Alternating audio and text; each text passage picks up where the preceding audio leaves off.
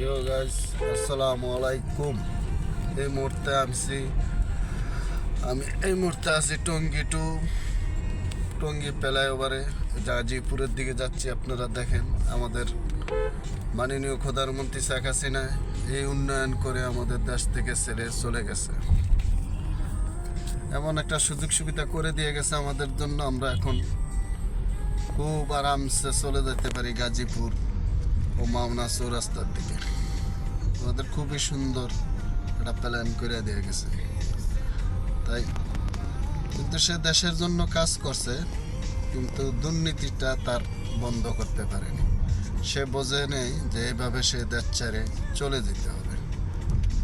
তাই আমরা সবাই তার জন্য অভিশাপ করি না, কিন্তু তাকে নষ্ট করছে তার আশেপাশের লোকজন। তাই সে দেশের জন্য কাজ করছে, এই যে এত সুন্দর একটা প্লে